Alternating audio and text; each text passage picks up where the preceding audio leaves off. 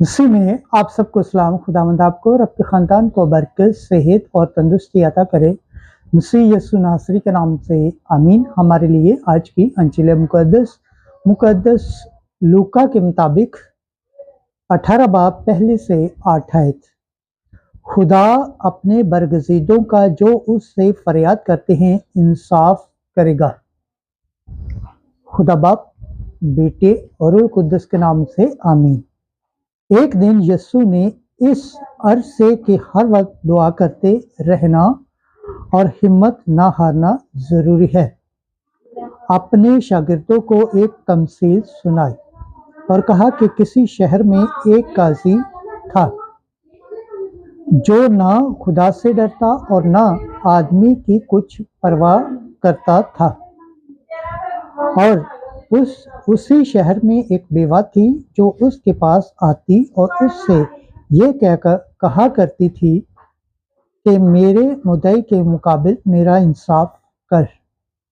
उसने मुद्दत तक ना चाहा, लेकिन पीछे अपने जी में कहा कि हर चंद मैं ना खुदा से डरता और ना आदमी की कुछ परवाह करता हूँ, तो भी इसलिए कि ये बेवा मुझे सताती है, मैं इसका इंसाफ करूँगा। ऐसा ना हो कि ये बार बार आकर मुझे दिक करे। और खुदावंद ने कहा, सुनो कि ये बेइंसाफ काजी क्या कहता है।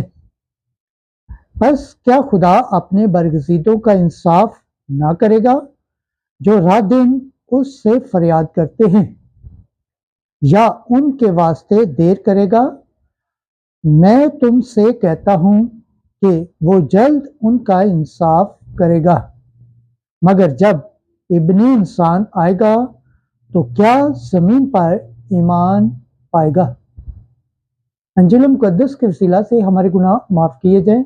ऐ मसीह तेरी सताइश हो। खुदावंद के पाक कलाम पढ़े और सुन जाने पर खुदावंद की बरकत हो, खुदावंद का शुक्र हो। आमीन। खुदा बाप, बेटे और रूह कुद्दस के नाम से आमीन। अजीज दोस्तों, आप सबसे गुजारिश है इस चैनल को ज़्यादा से ज़्यादा शेयर करें, लाइक करें, सब्सक्राइब करें और कमेंट्स करें और बेल आइकन को प्रेस करना ना भूलें, ताकि हर आने वाली वीडियो का नोटिफिकेशन सबसे पहले आप तक पहुँचे। आमीन।